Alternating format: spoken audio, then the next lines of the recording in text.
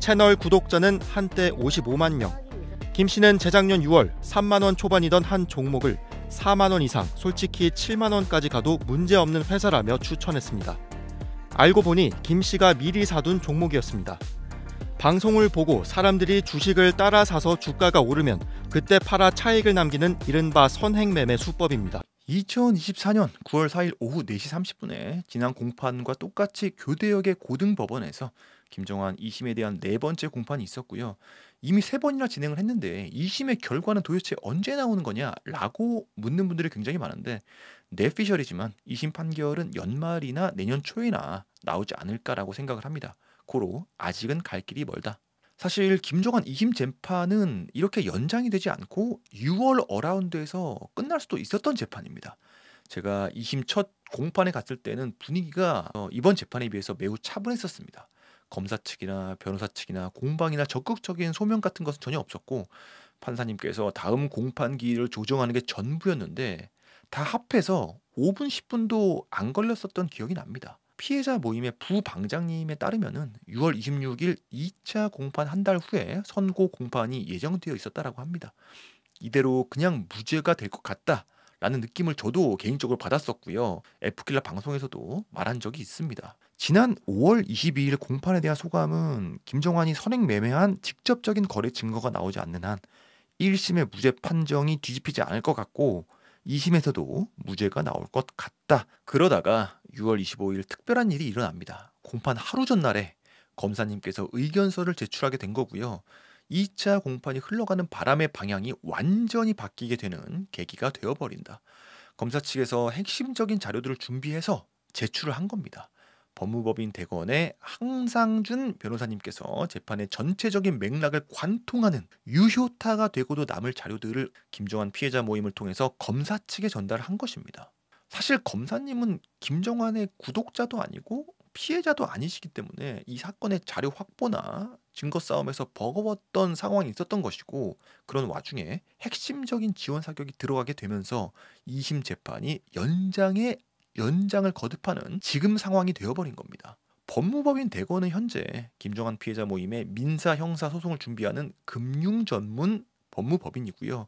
대검이 특별한 이유는 금융 범죄에 대한 전문성이 있다는 것이고, 또 하나는 대표 변호사님이 전 검찰총장 출신이시다 보니까 자부심이 매우 높은 법무법인이라는 겁니다.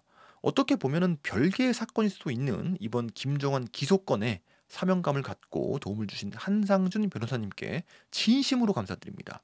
결국 법무법인 대검의 조력으로 검사 측에서는 추진력을 얻게 된 것이고, 원래는 허무한 결론이 나왔을 수도 있었는데 예상치 못한 대검의 도움으로 2심 재판이 확장 국면을 맞이하게 되었다.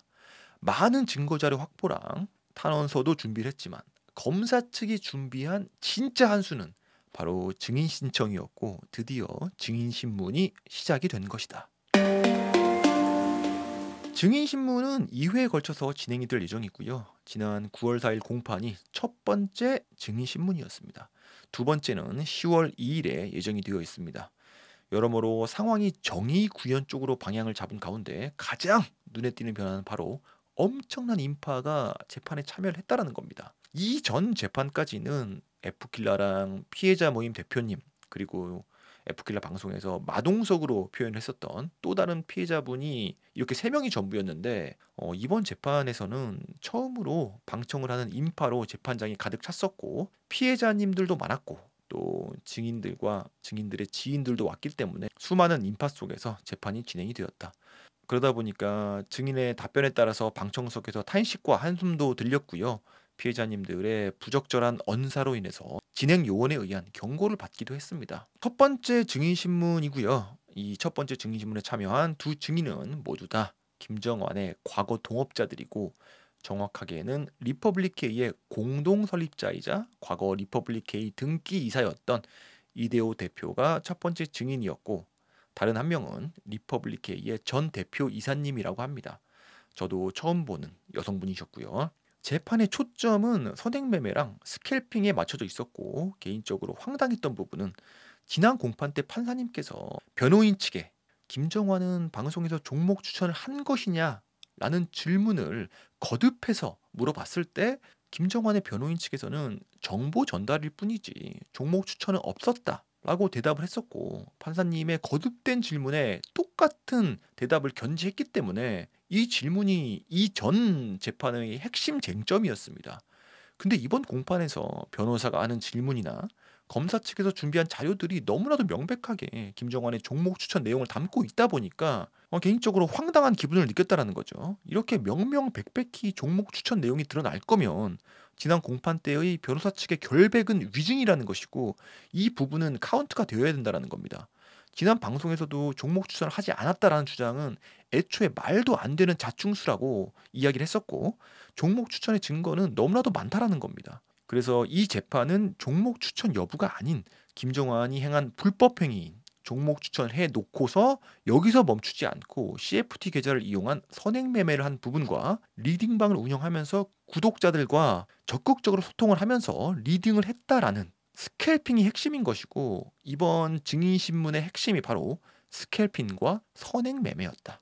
증인신문 시간은 증인 2명을 다 합쳐서 장장 2시간이 넘어갔고요. 정말 이렇게 길게 이어진 재판은 김정환 재판에서는 처음이었고요. 간단하게 요약을 해보겠습니다. 이대호 대표는 김정환의 사업을 함께 공동 설립을 했기 때문에 이번 김정환 사건이 터졌을 때 공범 혹은 조력자라는 의혹을 받고 있는 부분이 있었고, 이번 증인신문은 이대호 대표를 향한 투자자들의 오해를 풀 수 있는 기회이기도 했습니다.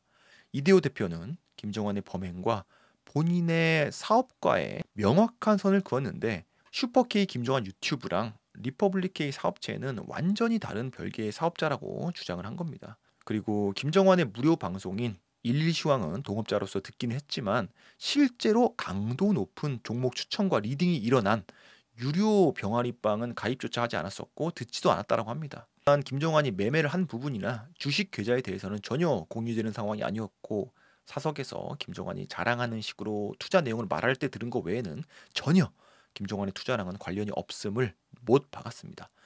종목 추천이나 그로부터 파생되는 범죄 행위와의 연루를 부인한 것이죠. 그리고 검사님의 질문에 대한 대답 중에서 중요한 부분도 몇 개 있는데, 김정환의 투자 방법 중에서 급등하면 분할 매도하라는 지령에 대해서는 이대호 대표도 들은 적이 있다라고 대답을 했고, 상한가 갔을 때 매수 사인에 대해서도 상한가가 풀리지 않으면 갖고 있고 풀리면 매도해라 라는 이야기를 기억한다 라고 답변을 하였습니다.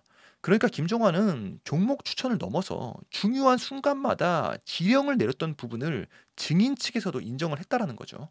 그리고 이대호 대표가 Y스트리트에 올렸던 소상히 설명드리겠습니다 영상에 대해서도 중요한 질문이 많았었는데, 이대호 대표는 수차례나 김정환에게 지금 하는 방송의 위험성을 경고했다라고 소상히 설명드리겠습니다 방송에서 말을 했는데, 이 부분에 대해서 어떤 위험성에 대해서 경고를 한 거냐, 무엇이 이대호 대표를 불안하게 만든 것이냐라고 판사님께서도 거듭 질문을 한 것인데, 이에 대해서 이대호 대표는 확률적인 이야기라고 하면서 100개에서 200개 되는 종목을 이야기하다 보면 김정환이 엇박자를 탈 수가 있다, 그러니까 조심해라 라고 이대호 본인이 과도하게 염려한 부분도 있고, 어떤 특정한 행위보다는 오해를 받을 수 있다라는 의미라고 다소 두리뭉실한 답변으로 일관을 했고요. 이 부분에서는 구체적인 답변을 요구했지만 너무나도 조심스러운 입장을 견지하면서 어쨌든 이대호 대표의 입에서는 명쾌한 답변은 전혀 들을 수가 없었다. 검찰 수사가 들어올 수 있으니 조심하라는 부분에서 어떤 검찰 수사를 염두에 둔 것이냐 라는 매우 예리한 촌철살인의 질문이 들어갔는데, 여기서 절도면 절도, 살해면 살해, 어떤 검찰 수사를 염두에 두고 우려를 표한 것이냐 라는 질문에 대한 이대호 대표의 대답은 포괄적이라고 답변을 하였습니다. 검사님께서 자본시장법 위반입니까? 라고 이제 구체적인 질문에 들어갔을 때 그럴 수도 있다라고 답변을 하였습니다. 검사님이 선행매매를 의미한 것이냐라고 질문을 한 부분에 대해서도 그것도 포함될 수 있다라고 답변을 하였고, 조심스러운 것이 나쁜 것은 아니지만 듣는 입장에서는 좀 답답한 부분이 있었다는 것이고요. 또 한편으로는 전 동업자에 대한 예의 차원일 수도 있겠다라는 생각도 들었습니다.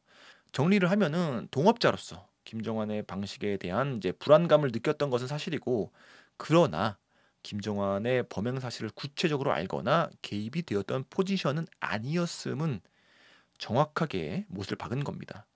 그러면서 거듭 강조한 부분은 김정환에게 리스크에 대한 경고는 여러 차례 하였고 그럼에도 불구하고 김정환은 전혀 듣지 않았으며 종종 쌍욕을 하는 경우도 있었다라고 합니다.